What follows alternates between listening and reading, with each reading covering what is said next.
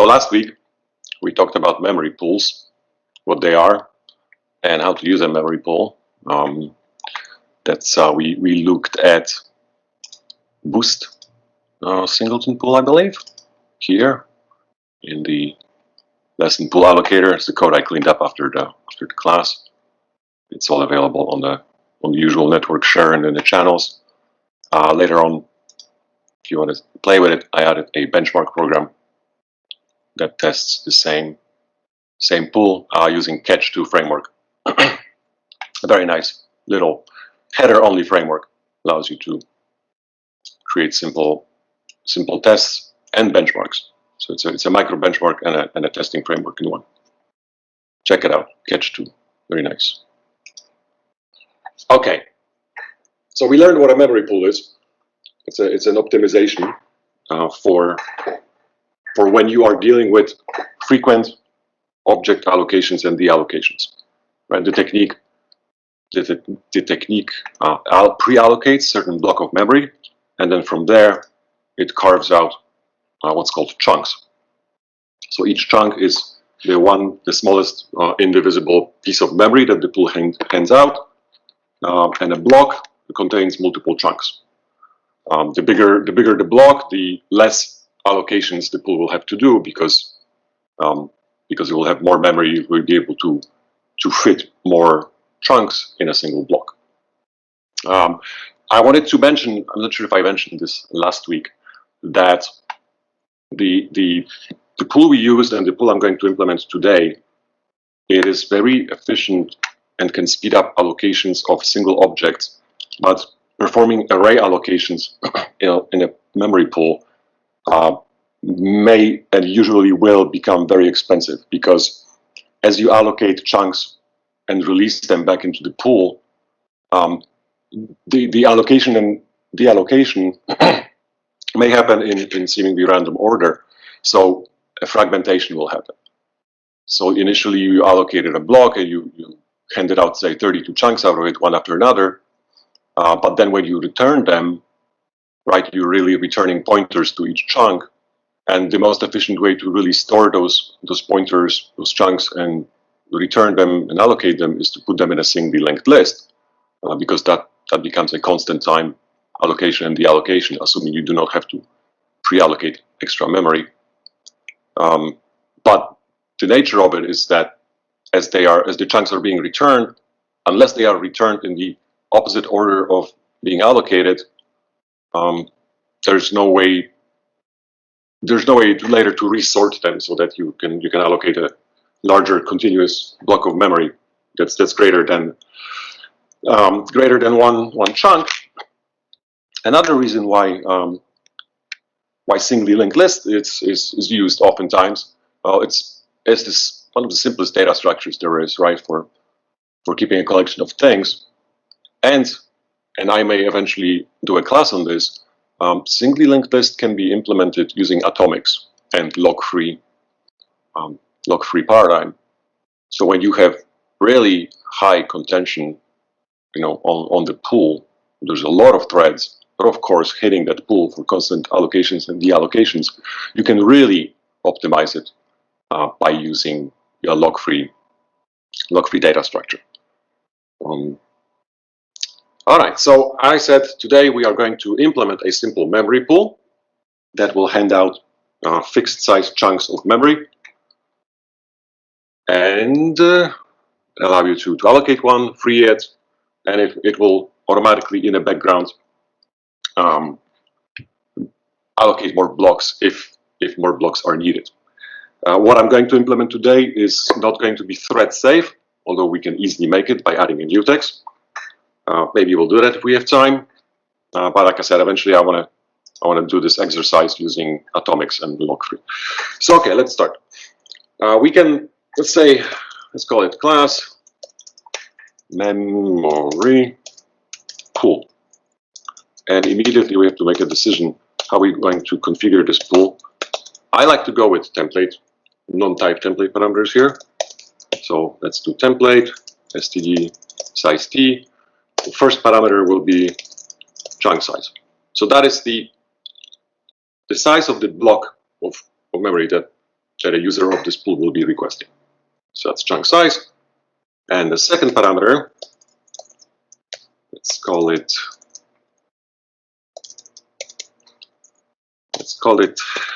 chunks per block. So that is, as the name implies, how many chunks will fit in a single block. The block is a memory that the pool will allocate from the system in a single allocation. So let's say if you want to allocate 10 byte size objects, and we do chunks per block defaulted to 10, then we will allocate 100 bytes once, and then be able to carve out these smaller regions out of it. Public. Now here's a good place to put some static asserts. That's a new feature with C++ 11. It's compile time assertion. So chunk size, you definitely want it to be greater than or equal to something, and I'll tell you what that something is in a bit once we get there. Another good assertion could possibly be static assert chunks per block. You probably want it to be greater than 0. Otherwise, it will make no sense. Okay. Let's see here. Constructor. For now, let's default it. We'll see if that will be good enough for later.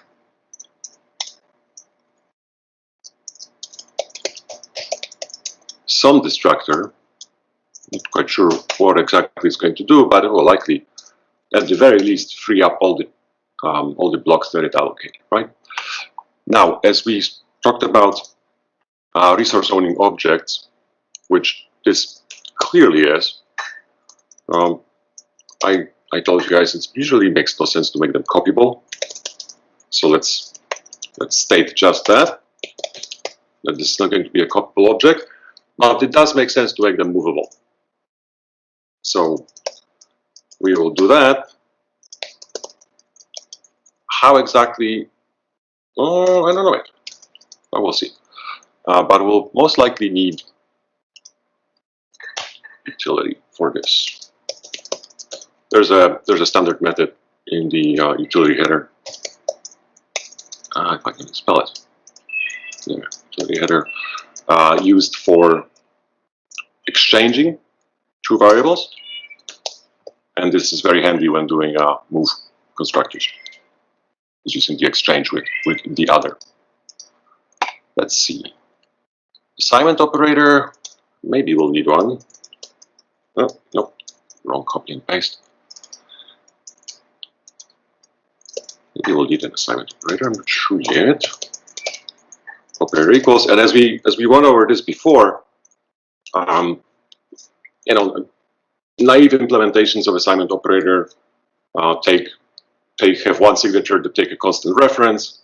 The other signature in terms of move semantics would take a R value reference like this. I'm just going to take it by value. If you remember from my previous class, this will tell the compiler to make the copy for us, and depending on which copy constructors or other constructors we have available, we can then force this signature to operate only on moves, or only on copies, or on both.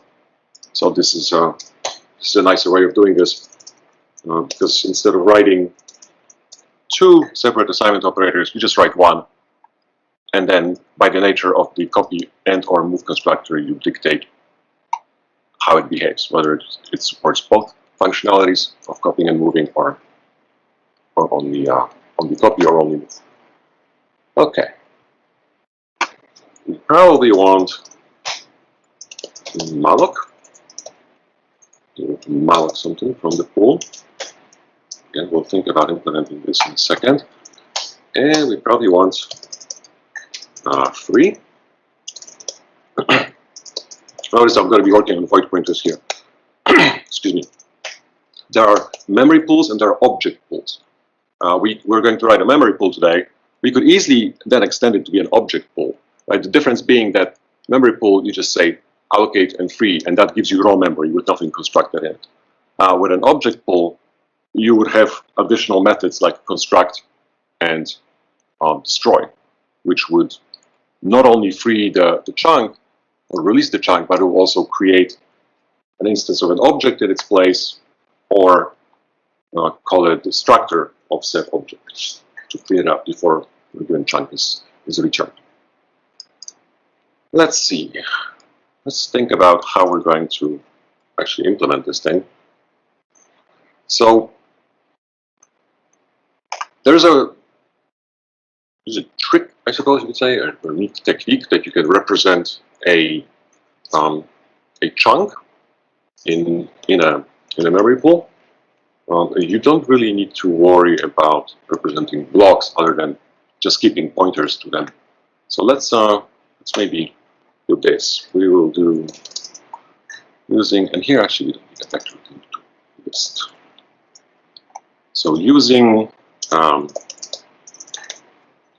block list t is equal to std list the void star. This is just going to be for bookkeeping. Every time we allocate a block, we're going to add it to a list of blocks, and we will eventually free it. So here m blocks. So right away, we can hop onto the structure, and we probably want to just iterate over every pointer in the blocks. And let's here use free. So this means we will be using std-malloc to allocate blocks. Okay, so that's all nice. Now let's talk about a chunk. And here's where our placement new technique will come in handy. You'll see why. So let's define a structure. We'll call it chunk type, chunk t, and this will represent a chunk of memory. Now, we can reuse this chunk to serve as both the actual storage for the chunks of memory that the user will be requesting, and also it can have the accounting info of the singly linked list of the next node pointer. So I would say naively one would write let's see, chunk t pointer next, right? And prior to it, I would guess you would do something like std byte to actually allocate the storage in the structure for it, so that later on this can be mapped onto parts of the block. And here, let's see, we call this n storage, and its size would be chunk size, right? So right away, we can go back to this static assert and say also chunk size. Okay, got to be greater than 0. Makes no sense otherwise to allocate chunks of 0 bytes. But the neat trick here that you can employ is to actually overlay those things by using a unit. So when the chunk is handed out through a malloc, right, it will be taken off the singly linked list. So this text pointer becomes irrelevant. It can easily be overwritten with whatever bytes are stored inside this chunk. And when the chunk is freed, we will then reuse this thing back. So that's a memory space optimization. Okay, let's create a constructor for it. We will need that to use our replacement new when creating these chunks. Star, let's say next. We'll do this. Next. That should do it because it has a default parameter. Let's see here. The default power. We can get rid of this. And maybe we'll put some tracing in eventually. But well, actually, let's do it right now. So let's do size t. We'll call it and sequence, so you can keep track of the sequences or the number of chunks as they are created. And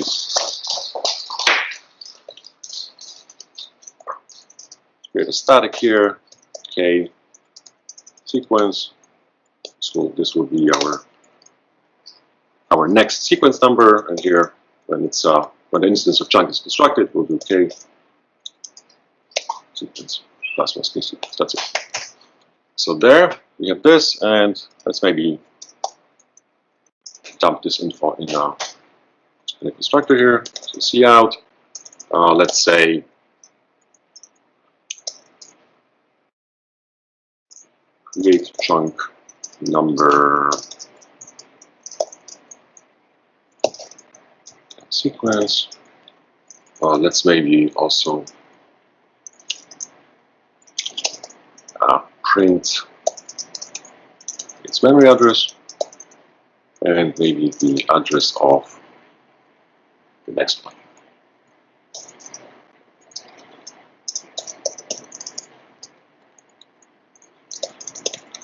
Actually, let me include some IO manipulators so we can print this nicely. So that. Let's see here. Okay, so maybe go to. Let's give it some width.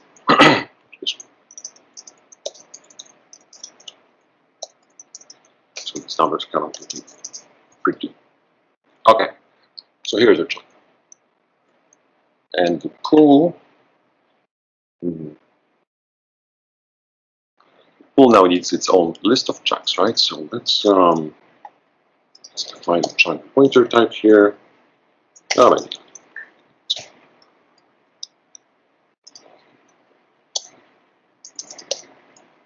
Okay, and here we'll say m next chunk. By default, it is it points to nothing.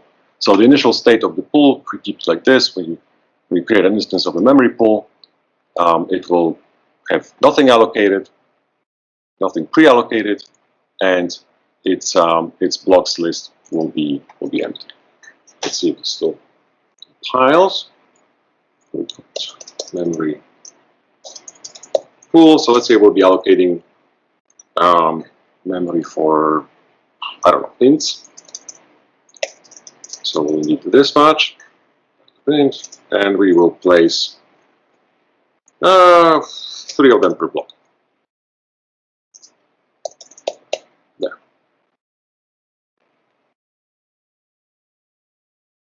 Okay. So let's talk about malloc.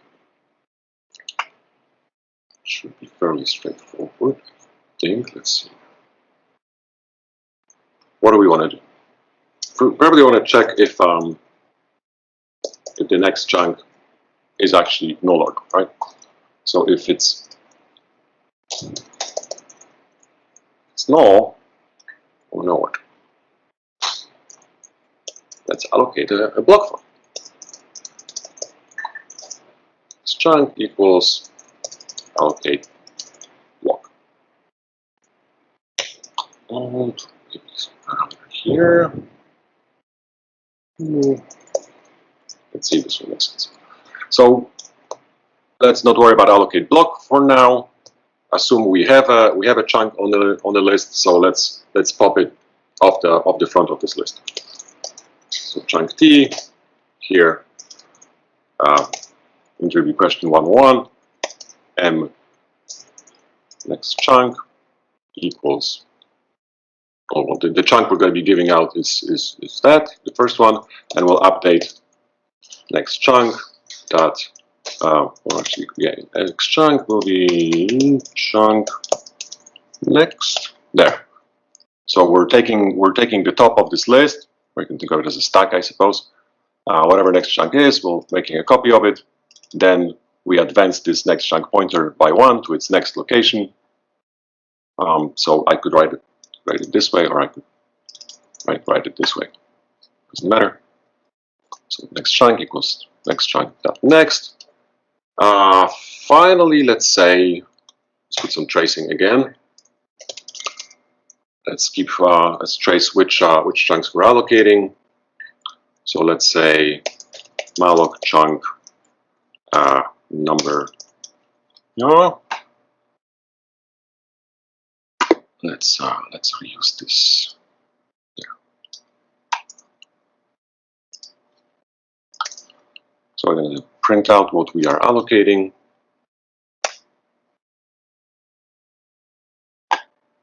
Let's see, we need the chunk sequence number, and instead of this pointer, let's just print the address of the chunk itself. There. So we got chunk number. Okay. And finally, let's return the chunk. Okay, and we'll get back to allocate block in a bit. Freeing a chunk, that's should be pretty simple. We're getting a raw void pointer, but we know that when we handed it out, it was pointing at a chunk. So let's cast it back. So chunk type chunk equals, we can do a C-style cast, or we can do incredibly verbose C++ casts, but I guess they state our intent better, so we might as well use them. So we're casting this PTR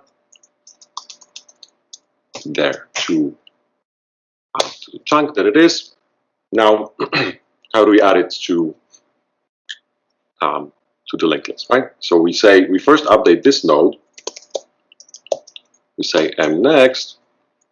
So we have the head of the list is the next chunk. So let's now say that this node's next is is the next chunk, and then we will update the next chunk to be chunk. I think that's how it's done. Yep, looks good. And let's also trace what's going on here. Let's say we are freeing. Where were we? No, here. Free, and let's put some spaces here so they line up nicely on it. So we're tracing that we're allocating a chunk, showing its sequence number. We're tracing that we are freeing a chunk, and then what else? We're tracing that we are creating a chunk. Okay. So now we need to figure out how to do this allocate chunk thing. This is where the business logic of this thing is going to be happening. So let's see. We know we need to, let's make it first of all, yeah, let's make it private. So we'll be returning a void pointer, because it will allocate a block, but really what we want to do is take that block and already carve out a fragment of a singly linked list out of it. And I'll show you what I mean by that in a second. And then because we're doing that, and it can, we only gonna keep track of a single. We only keep track of a single node of the linked list. So it may make sense to, at some point, if you want to say reserve some blocks, to take take an address here of what you want the tail to be of this sequence that you're allocating here. So let's take this tail parameter here, where here in the malloc, when we run out of free chunks, we're just going to null pointer, meaning, hey, you go allocate this, and this is the last set of chunks that there are. But if you wanted to write something like a reserve method, where you would say, hey, reserve me 10 blocks, right? So you would do it. You could do it in a loop, allocating one block at a time, and then whatever you allocated, you then pass it back into here in this parameter, so that it can chain these multiple blocks together. And we can implement a reserve method like this. Okay, so back to allocate block.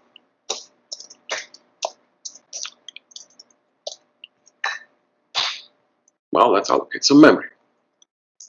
So we'll do std malloc, like we said earlier, and then how much memory do we need, right? So we'll need size of chunk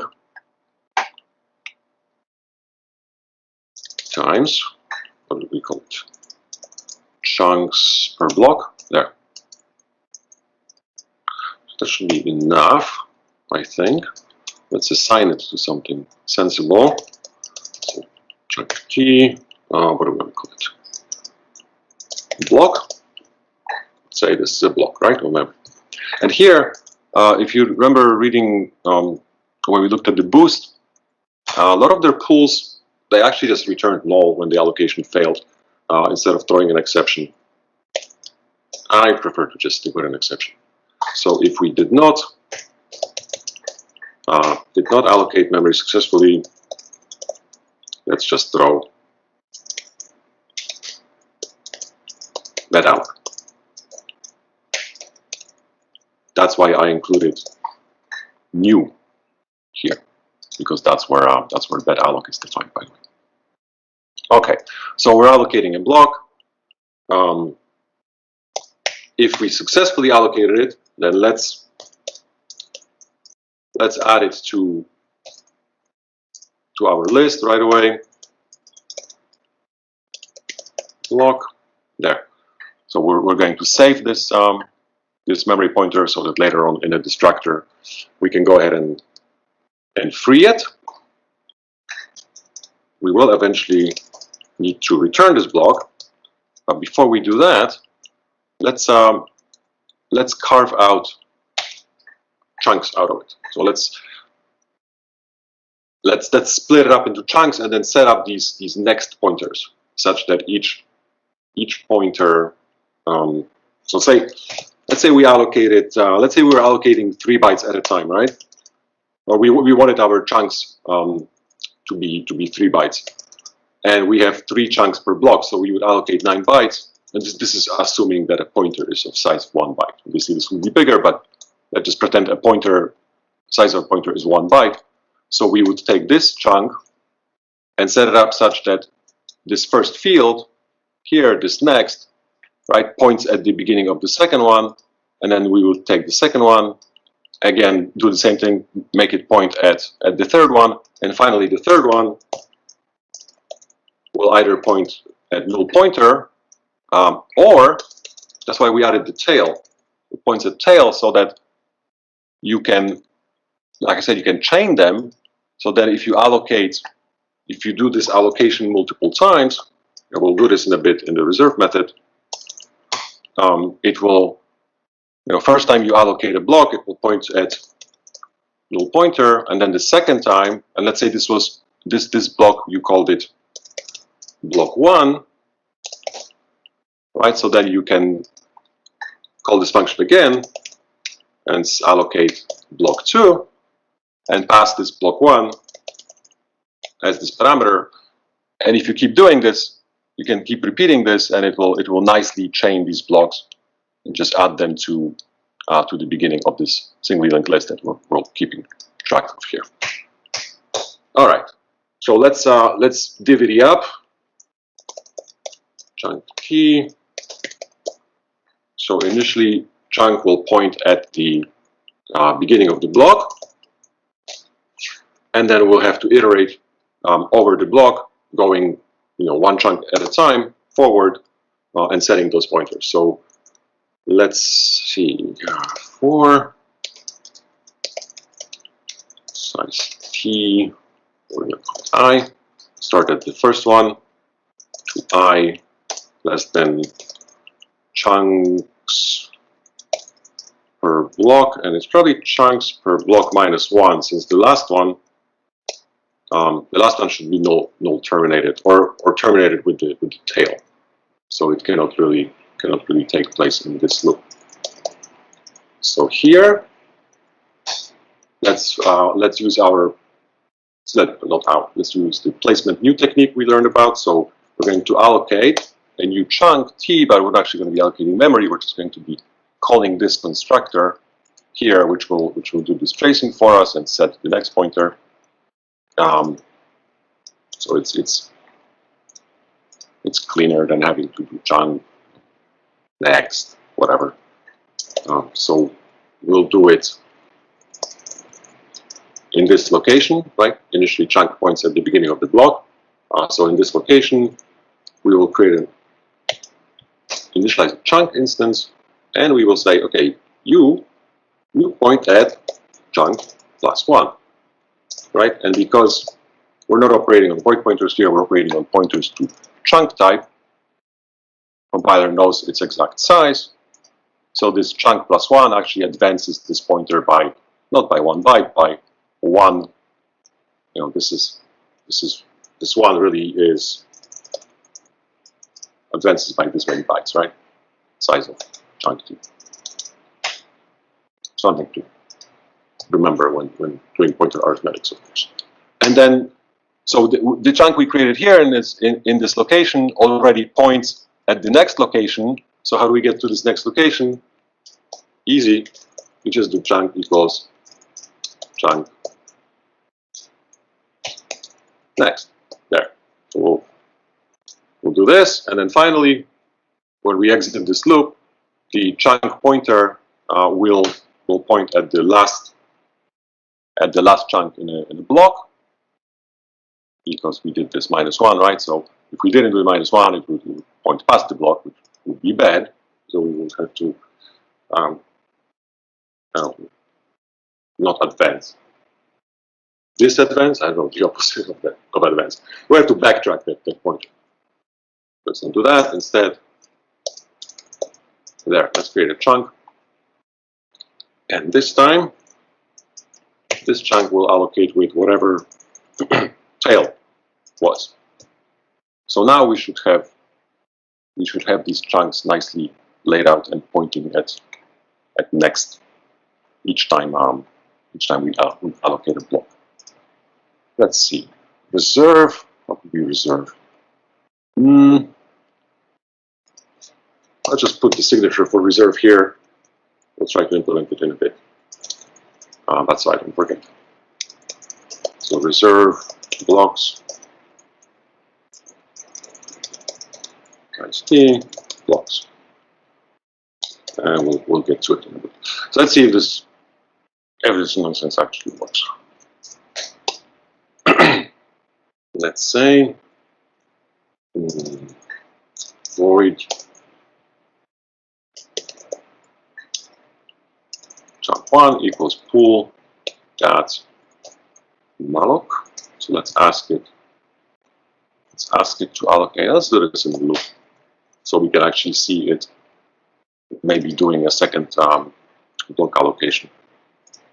So let's have something like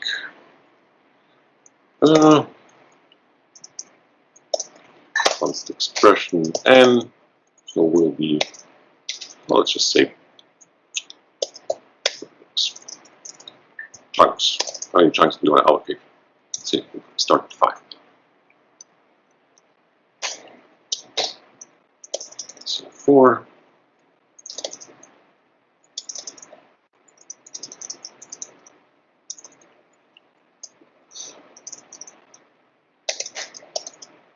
There. And of course this needs a type. Well, doesn't need a type explicitly, but needs to be calculated. Here, and in this, we don't really need to keep track of these pointers right now. Let's just see if it will.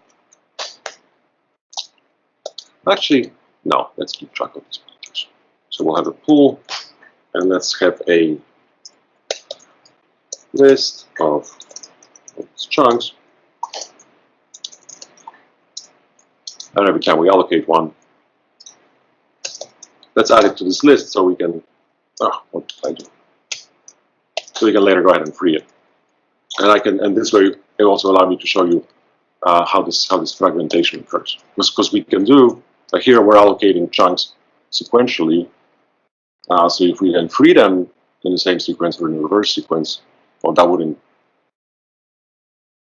really cause fragmentation. But if we shuffle it using some sort of randomness and then free them in this random order, then it will instantly create this chaos, create this fragmentation.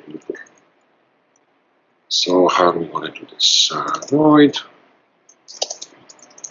That's a chunk. We'll allocate it, and let's add it to.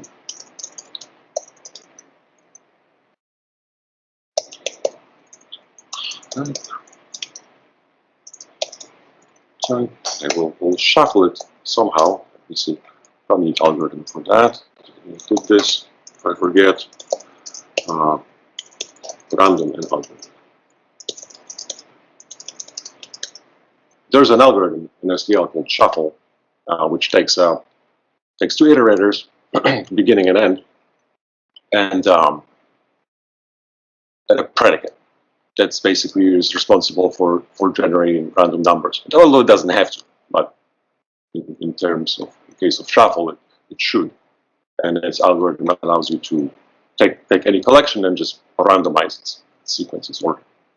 So we'll do that here in a bit, and finally,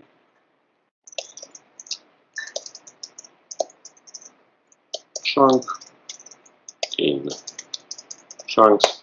We'll free it with that. So there, that looks like a good test program. Let's see if this will work. There we go. Let's see if it compiles. Ooh. What did I do? Ah, okay. There. Make our life easier. Less type. Still no good? Oh, of course. Assigning to memory from. Oh, wow. What? No idea what that is. Allocate block. Cannot initialize variable. Yeah. Ah. Yes, right. This cast is needed here. Right, because malloc returns signature malloc is just void star, and we're trying to cast it to an actual pointer character real type, so it needs to be a hard cast.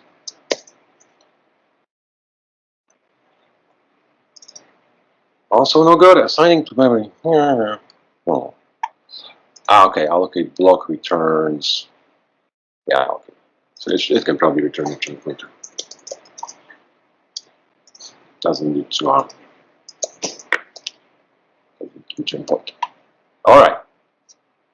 Let's go. See what happens.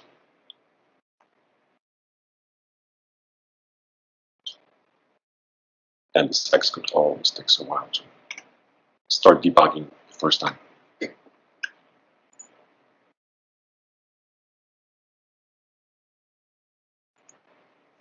Okay, here we are. Let's see.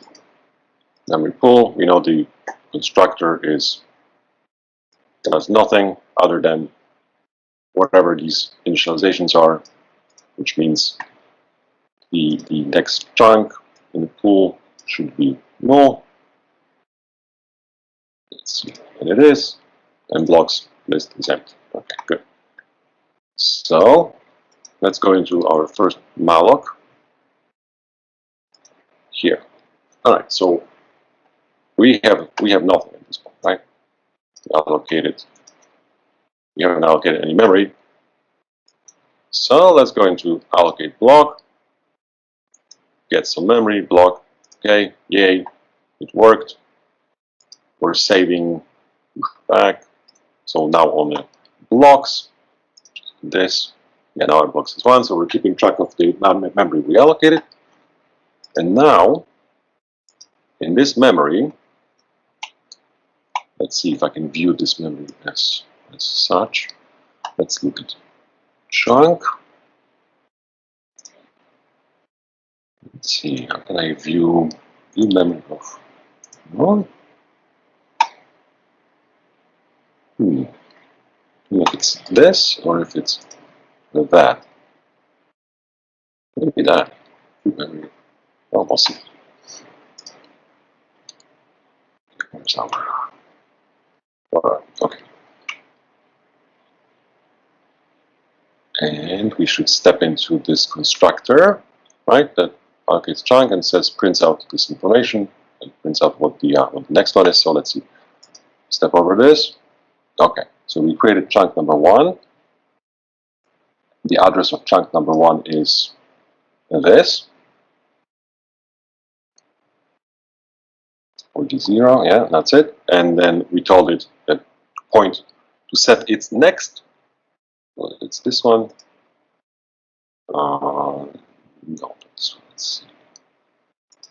Chunk, yeah.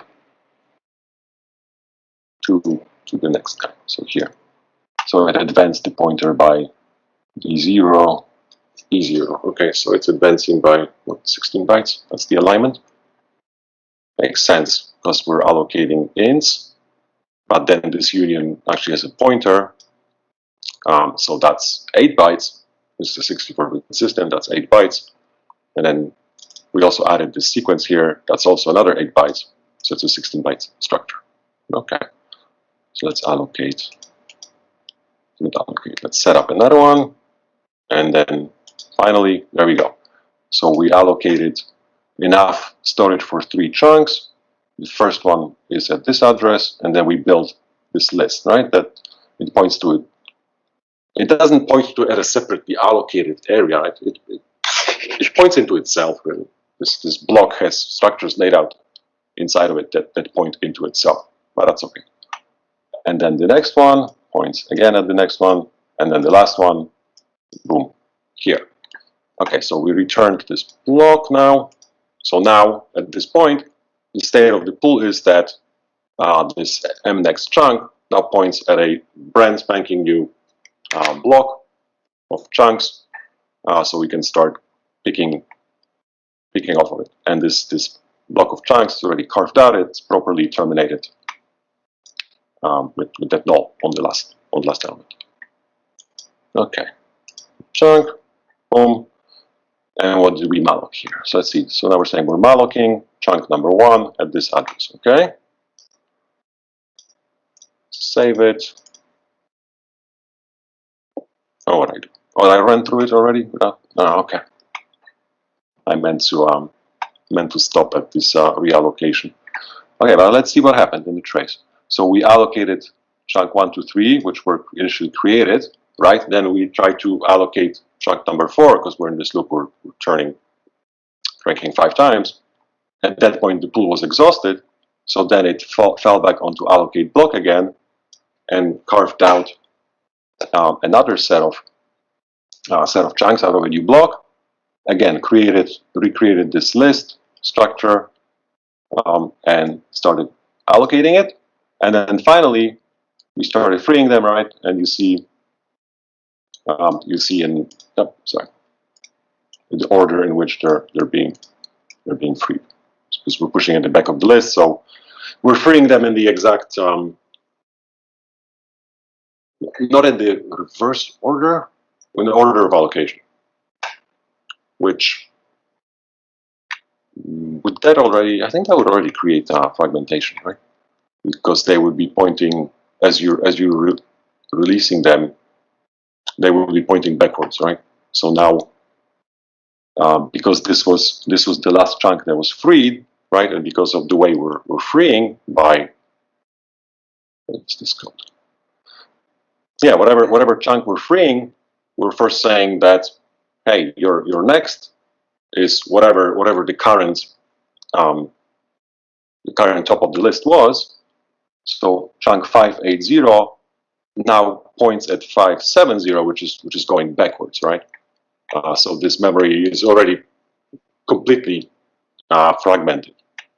So meaning you could not allocate a sequence of 2 chunks and have it point at a continuous block of memory without, I don't know, rearranging this this list.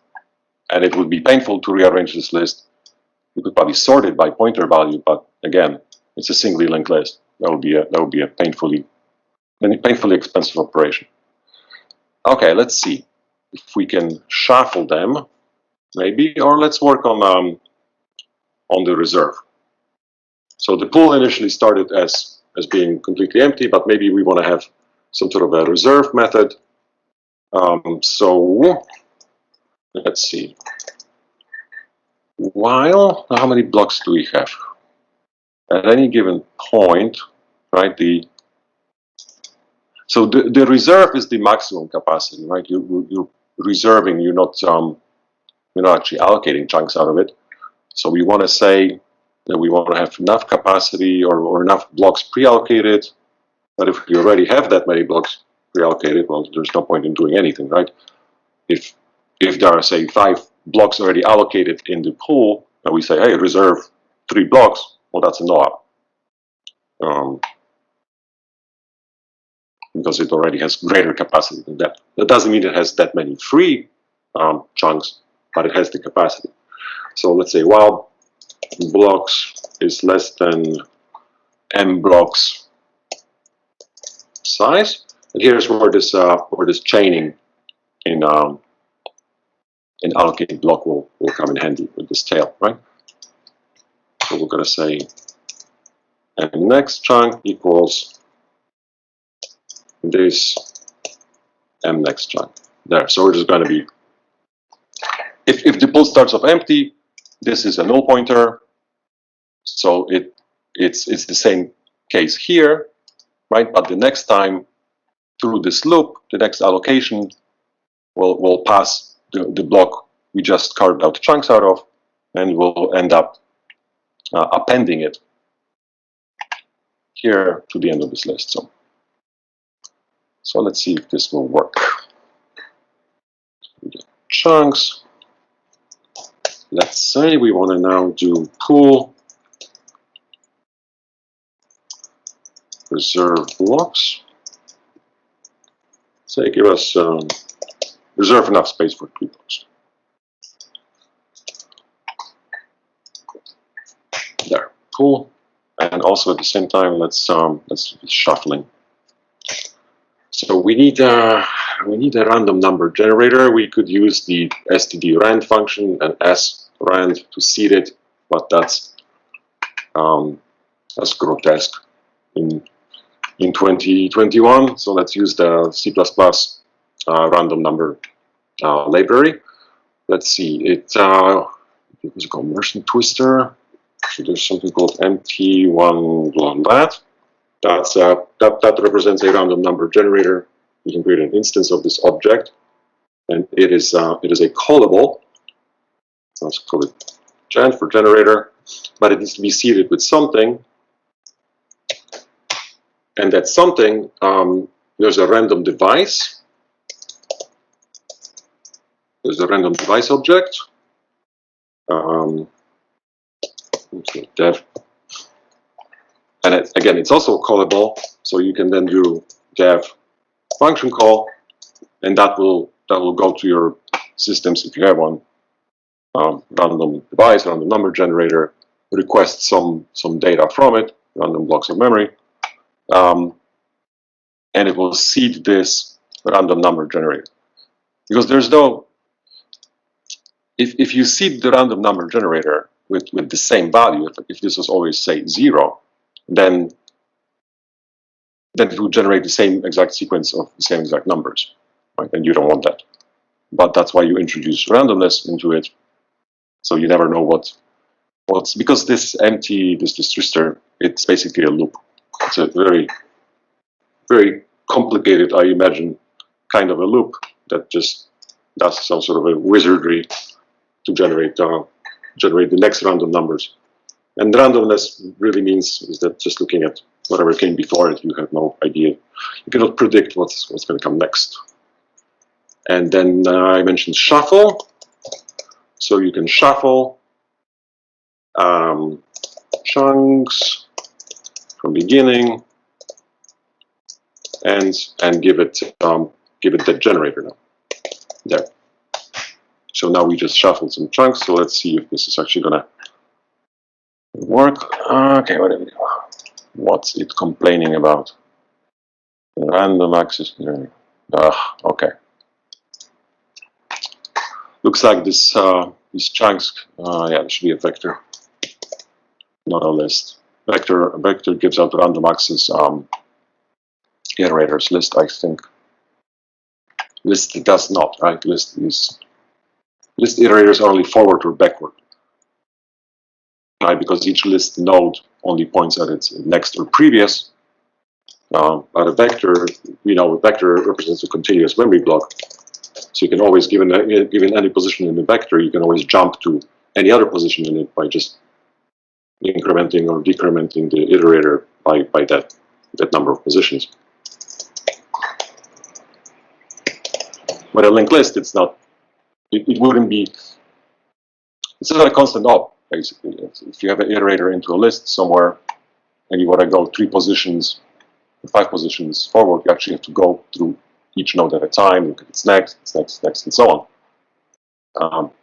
So the C++ iterators in the STL are grouped into different categories, like forward iterator, backward iterator,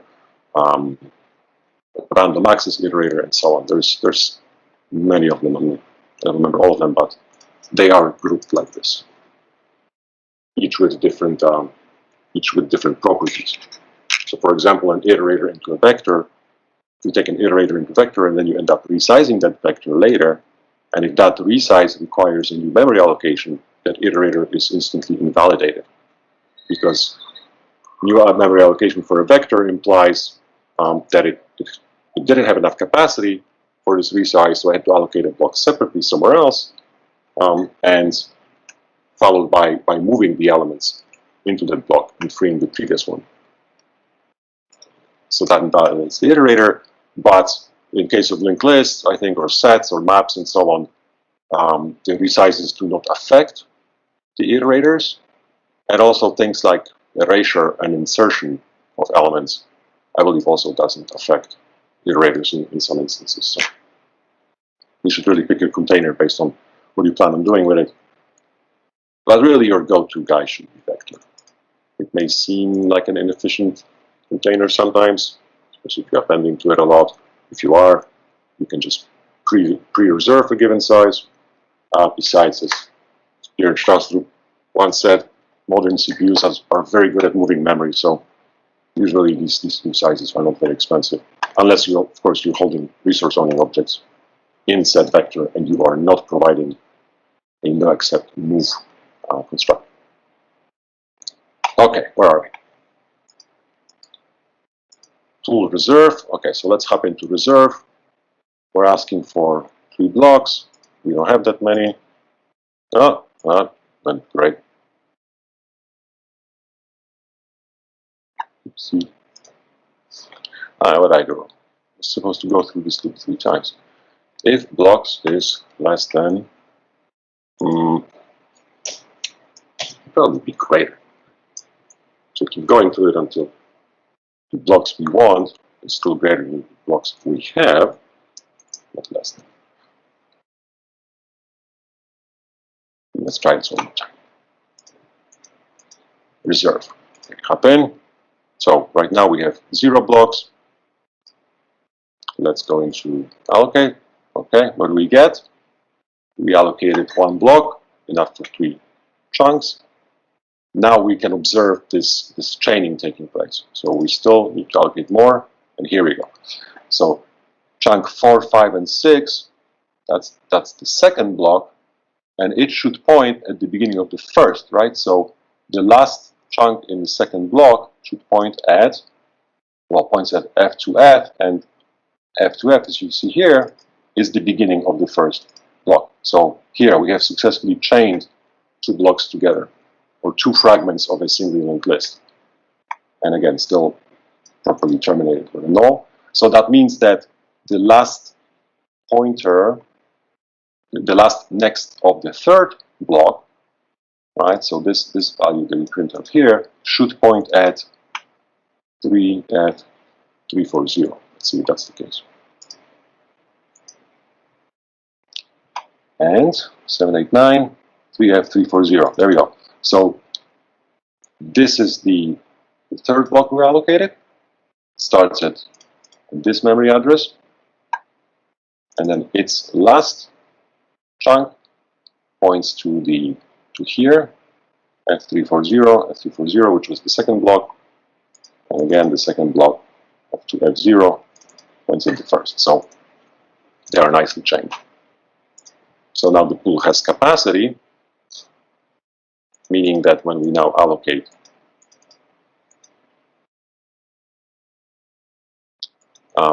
these chunks, and let's see, which chunk do we start with? It says malloc chunk 7. Okay, yeah, and that's correct, right? Because this third block was at the top of this linked list, and the first chunk in this block was chunk number 7.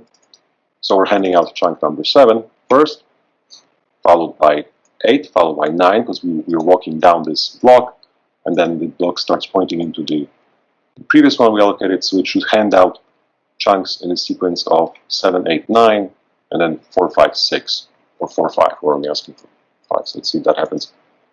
So 7, 8, 9, and then 4, and 5. Okay, so that's good. So you can see, right, it's walking the memory, and I think, let's see here. Yeah, this memory is already fragmented, in a sense that you could not request an array of chunks greater than the size of one block, right?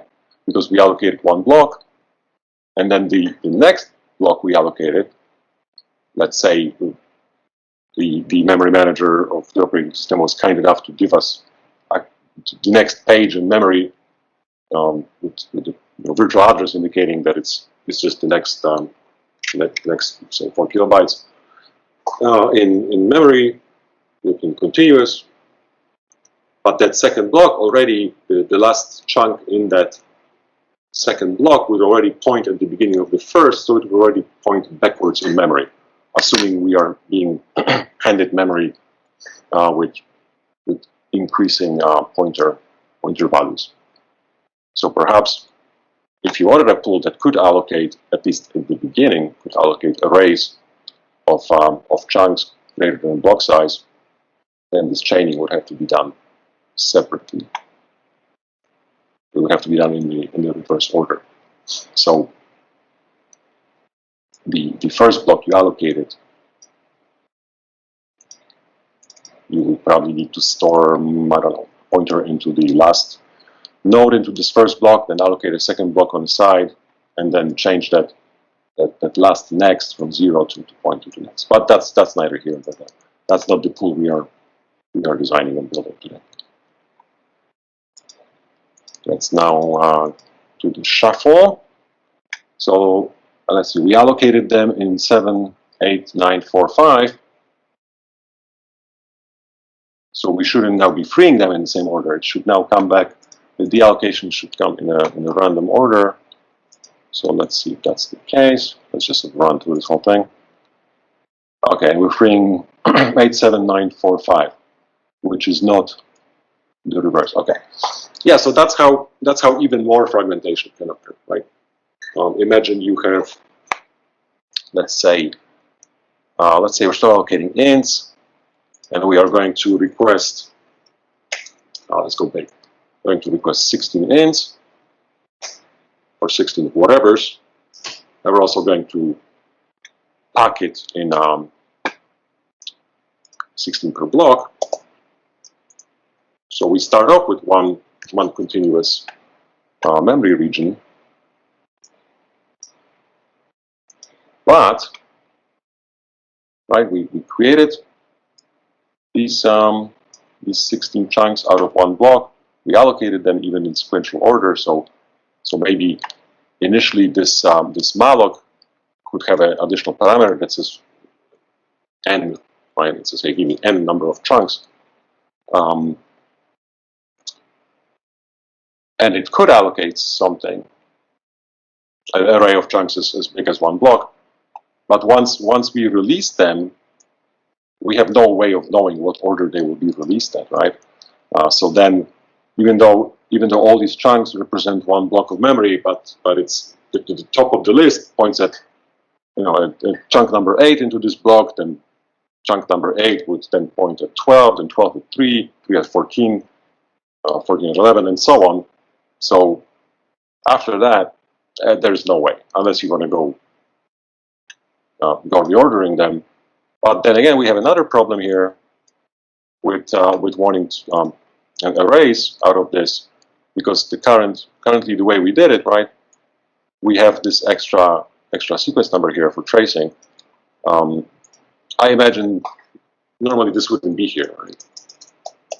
There. So then the chunk is only the memory needed for storage of whatever's going to be stored in this memory block, or so it's as little, as small as the size of whatever we're requesting, or the size of the pointer, whichever one is greater, right? So it can seem inefficient if, say, for whatever reason, out of this this memory pool, you want to carve out shorts, which are 2 bytes.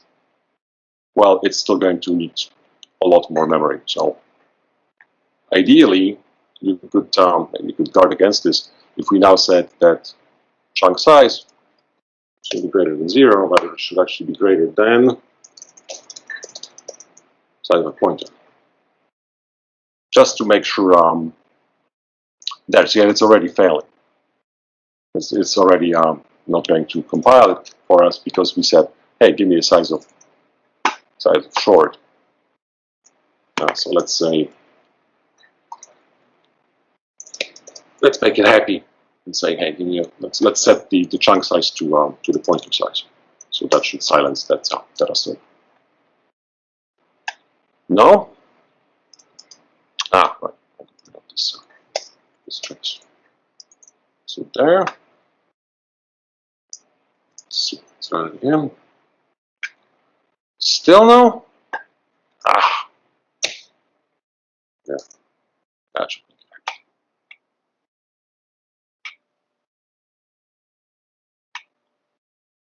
So let's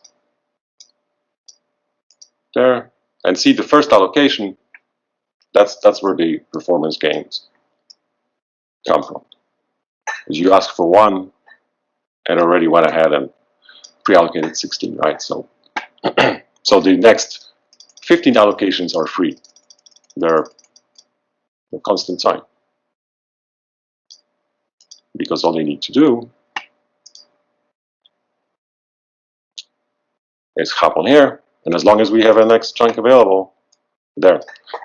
And the nice thing about this operation you're seeing here, it can be made atomic and lock-free, I believe, because it's a single linked list. Or you can think of it as a stack, right? Because you're only ever returning elements, you're adding elements on top of it, or to the beginning of the list, and you're only taking elements away from the top of it or from the beginning of the list. This is clearly a stack. So this could be made block-free, I believe, in some circumstances. Let's see what the circumstances could be. Maybe we can give a stab real quick. So let's include atomic, and what else do we need? Let me think. We need atomic. And probably mutex. And we'll see why. So let's say in this pool, we have this next chunk, but instead, let's make it atomic. Oh, chunk T. So we can wrap the pointer into an std atomic, which is again something that was added in C++11, I think. And that means that any operation on this pointer, right? You'll never see any intermediate state on it. But I'm not sure if that's actually what you would want to do here. Let's see, because this is 2 ops. So what could happen is 2 threads could come in here simultaneously and take a copy of this and then update this. Okay, so making this atomic is probably not what you want to do. You may want to do an atomic swap. Let's see. Oh, let's worry about a case where we don't have anything allocated. So std, mutex, and lock, right? And if you come in here and you see that, ooh, it's null, you probably want to take this lock here, unique lock, guard of, what do we call it, M lock. Yeah. So we would come in here, take a lock, and probably the very next thing we want to do is look at this pointer again. So do this again. Why? Because let's say we came into this thread, some thread came in here, and so, ooh, this is null. But some other thread already did the same thing and is sitting inside allocate block, right?